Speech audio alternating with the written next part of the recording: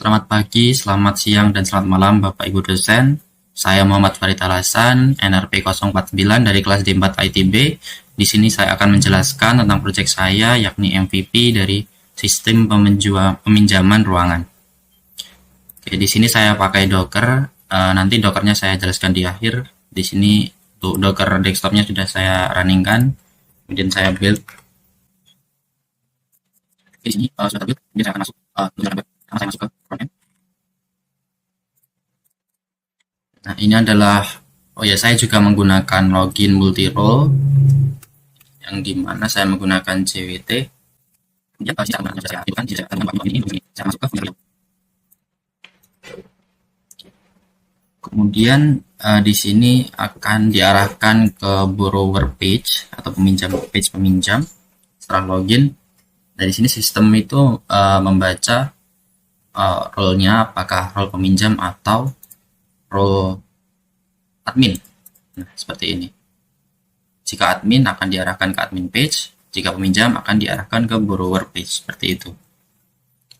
Di sini peminjam dapat book atau meminjam ruangan, contohnya seperti ini. Saya akan masukkan namanya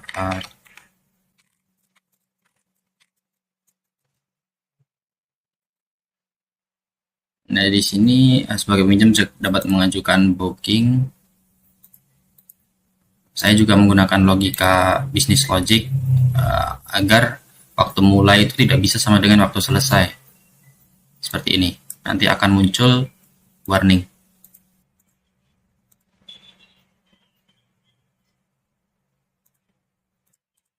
Nah, setelah mengajukan booking, peminjam dapat melihat historinya. Dia sudah meminjam beberapa buku dan apakah statusnya pending, approve, atau di cancel oleh admin. Seperti itu. Kemudian di sini saya akan login sebagai admin. Saya login sebagai admin. Nah, di sini di admin page, diarahkan ke admin page, terdapat sebuah list, yakni list peminjam dengan detailnya sekalian. Oke, setelah diarahkan ke halaman admin, di sini admin bisa melakukan action, yakni approve, reject, cancel dari data peminjam. Di sini karena semua sudah approve, saya coba cancel, confirm. Nah, di sini statusnya menjadi cancelled. Di sini saya akan menjelaskan alur front end, back end, dan juga database. Di sini front end itu mengirim request HTTP ke backend API, kemudian back end menerima request melalui controller. Saya contohkan saja di sini, misalnya saya akan jelaskan bagian fitur booking. Di sini user menginputkan data, kemudian front end mengirim sebuah request ke controller dari backend. Di sini kontrolnya adalah booking controller. Kemudian booking controller ini menjalankan sebuah business logic yang kemudian akan disimpan ke database. Kemudian API dari backend akan mengirim sebuah respons ke front end yang kemudian front end akan mengubah UI-nya menjadi up to date, seperti itu. Jadi rantai lengkapnya adalah client, kemudian API, kemudian disimpan ke database, kemudian ke API lagi, kemudian ke klien lagi. Seperti itu. Oke, selanjutnya saya akan menjelaskan arsitektur backend ASP.NET saya. Backend saya dibangun dengan arsitektur berlapis, yakni di sini terdapat controller yang dimana untuk menangani endpoint API dan request atau response. Kemudian di sini terdapat service yang dimana berisi business logic seperti validation, kemudian pembuatan JWT atau token, dan aturan proses login.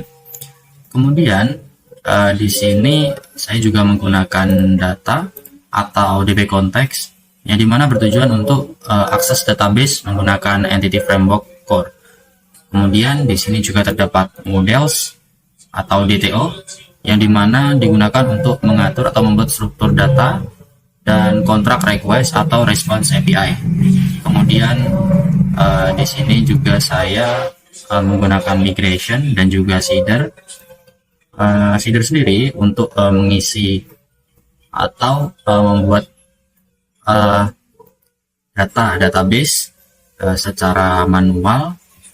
Kemudian untuk migration sendiri adalah sebuah versioning skema database untuk development atau demo.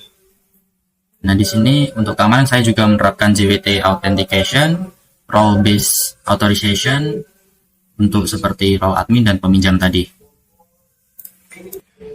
Selanjutnya saya akan menjelaskan workflow dan juga aturan Git yang saya pakai. Di sini saya sudah menerapkan workflow Git berbasis branch agar kolaborasinya rapi.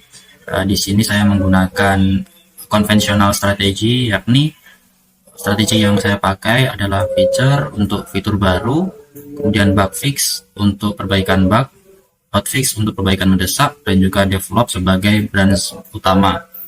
Nah, seperti di sini contohnya saya membuat isu, yakni berjudul fitur bla bla bla bla. Nah, di sini core itu adalah sebuah hal teknis yang di selain fitur seperti itu. Dan juga untuk pull request-nya di sini juga saya sudah membuat link issues seperti ini. Nah, link issues seperti ini yakni closes #4. Jadi otomatis di issues nanti akan langsung berstatus close seperti itu. Jadi alur atau urutan yang saya lakukan untuk aturan Git di sini adalah commit. Kemudian setelah commit saya push. Setelah saya push, saya membuat pull request, kemudian saya merge. Di sini pull requestnya juga saya tambahkan title dan juga description seperti ini. Di sini saya rilis ke main karena ini sudah final project saya. Oke, kemudian di sini yang terakhir saya akan jelaskan Docker yang saya gunakan. Saya menggunakan Docker Compose untuk menjalankan seluruh stack. Yakni service yang dijalankan ada 3, yakni front end, React dan Nginx, kemudian back end menggunakan ASP.NET, dan juga DB atau database menggunakan SQL Server. Nah, di sini tujuannya adalah untuk environment-nya itu agar konsisten, kemudian untuk memudahkan demo, yakni hanya menggunakan satu perintah saja, kemudian juga mengurangi konflik dependensi ketika melakukan kolaborasi dengan tim. Seperti itu.